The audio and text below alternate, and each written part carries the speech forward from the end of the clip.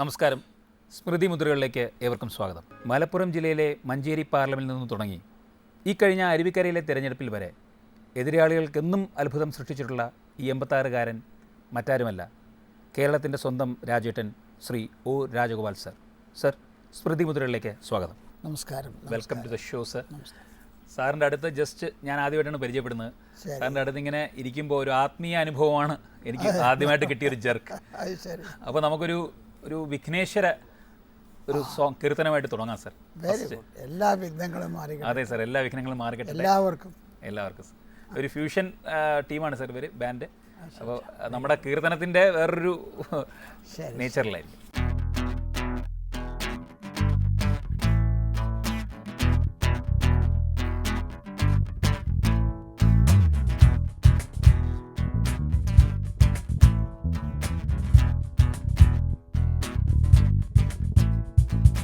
മഹാഗണപതി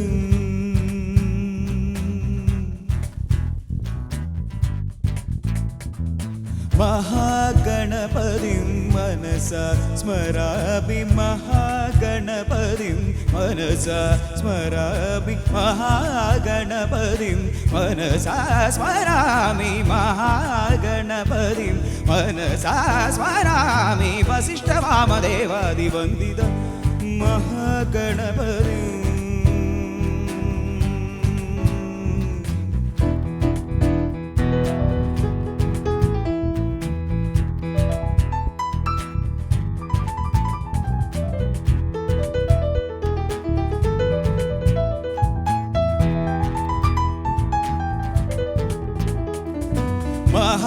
മഹാദേവസുതം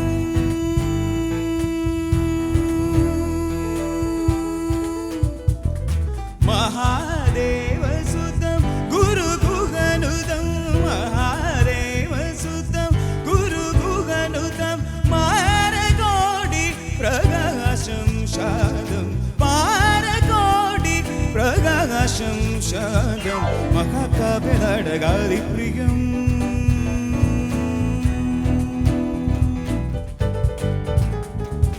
മഹാകാവ്യനാടകാദിപ്രിയം, മൂഷികവാഹനമോദകപ്രിയം, മഹാകാവ്യനാടകാദിപ്രിയ മൂഷികവാഹനമോദകപ്രിയ, മഹാഗണപതിം മനസാ സ്മരാമി, വസിഷ്ഠവാമദേവാദിവന്ദിത മഹാഗണപതി.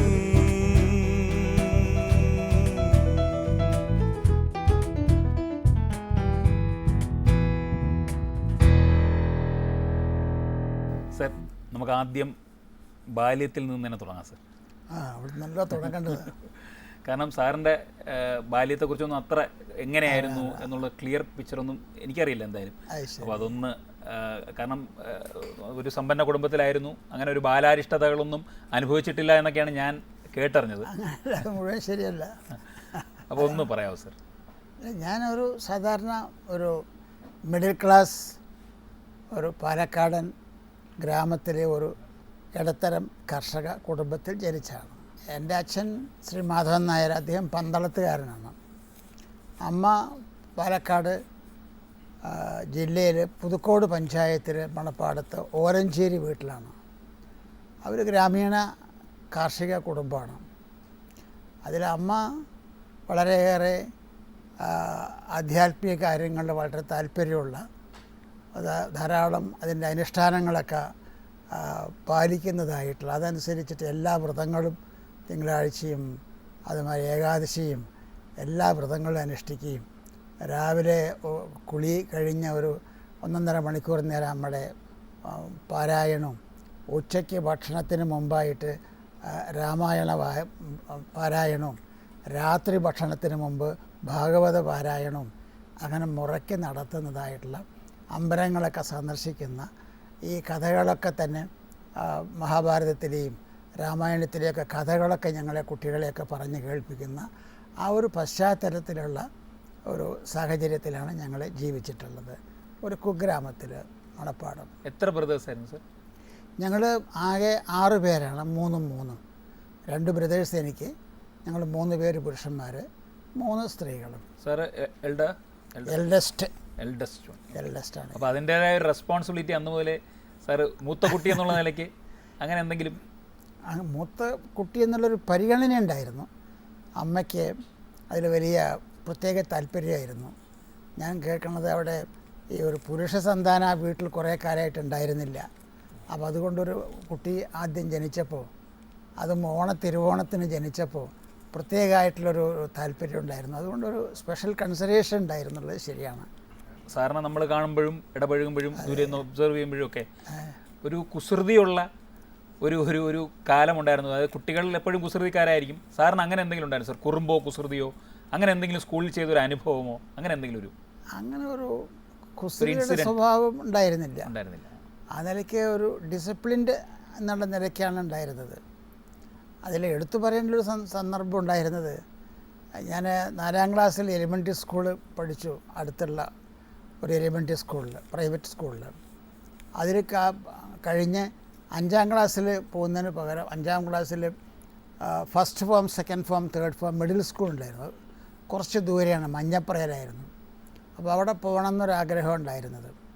അപ്പോൾ അച്ഛൻ കൃഷിക്കാരനാണ്, കൃഷിയിൽ താല്പര്യം. അപ്പോൾ അച്ഛനെ സഹായിക്കാൻ ഒരാളായി എന്നായിരുന്നു അച്ഛൻ്റെ ഒരു വിലയിരുത്തൽ.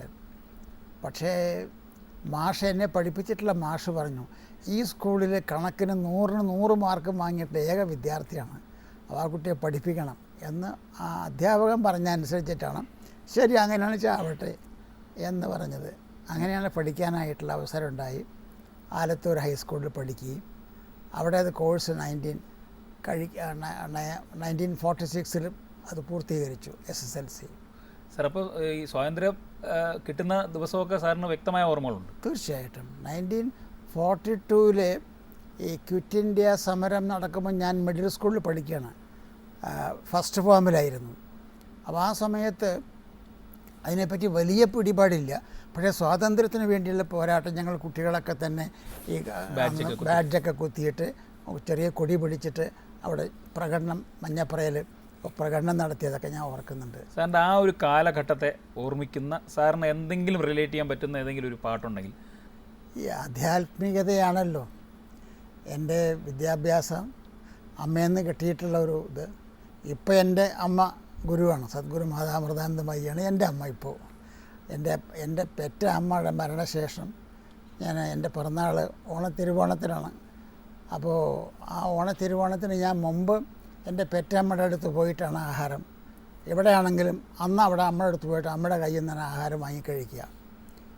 ഇന്ന് പെറ്റമ്മ മരിച്ച ശേഷം 99 മരിച്ചു. അതിനുശേഷം പിന്നെ എൻ്റെ ആത്മീയ ഗുരുവായിട്ടുള്ള എൻ്റെ സദ്ഗുരു മാതാ അമൃതാനന്ദമയി ദേവിയുടെ ഞാൻ ദീക്ഷ എടുത്തിട്ടുള്ള അമ്മയുടെ മകനാണ്. അപ്പോൾ ആ നിലയ്ക്ക് അമ്മയുടെ അടുത്ത് പോയിട്ടാണ്, ആശ്രമത്തിൽ പോയിട്ട് അമ്മയുടെ തരുന്ന ഒരു പ്രസാദം തരും. അതാണ് ഓണാഘോഷം എൻ്റെ. അപ്പോൾ അത് ഞാൻ മുടങ്ങാതെ ചെയ്യുന്നുണ്ട്. അപ്പോൾ അതാണ് ഒരു കുട്ടിക്കാലത്തുള്ള ഓണാഘോഷത്തിൻ്റെ പിറന്നാളാഘോഷം കൂടിയിട്ടാണ്. അവ രണ്ടും കൂടി ചേരുമ്പോൾ അതിന് വളരെ ഒരു പ്രാധാന്യമുള്ളതാണല്ലോ. അതിന് ഒരു പാട്ട് അതിനുവേണ്ടി നമുക്ക് സാർ പറയാം. ആധ്യാത്മികത ആണല്ലോ നമ്മുടെ ജീവിതത്തിൻ്റെ ഒരു വിദ്യാലയം. വാസ്തവത്തിൽ ആത്മവിദ്യാലയമേ എന്നുള്ള ഒരു പാട്ട് എനിക്ക് തോന്നുന്നു അനുചിതമായിരിക്കും. കമകര പുരുഷോത്തമൻ പാടിയിട്ടുള്ളത്.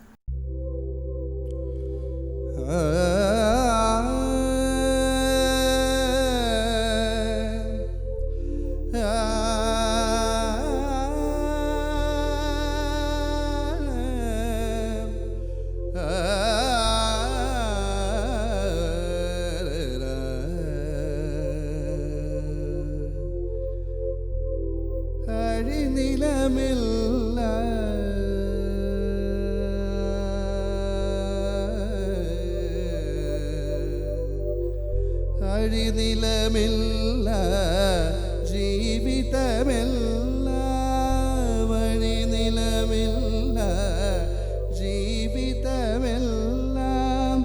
ആറടി മണ്ണിൽ നീറിയൊടും ആത്മവിദ്യാലയമേ,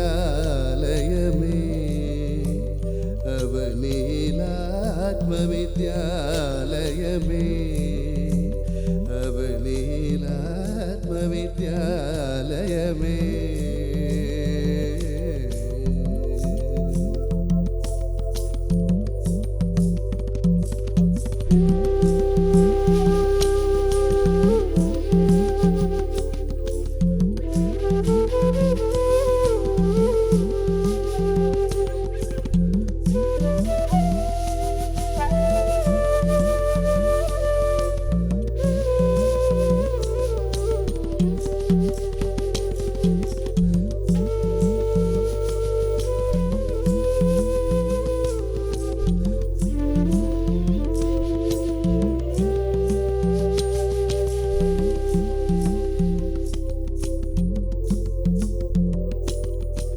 തിലകം ചാർത്തി ചികിയുമഴകായി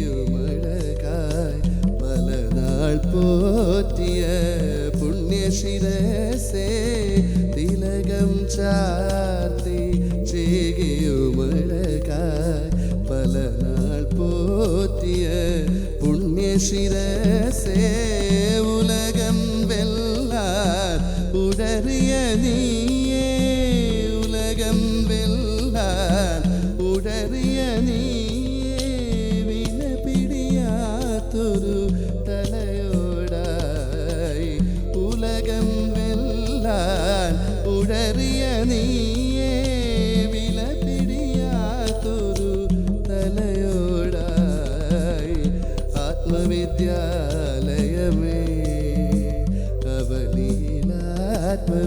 അവനീലാത്മവിദ്യാലയമേ അവനീലാത്മവിദ്യാലയമേ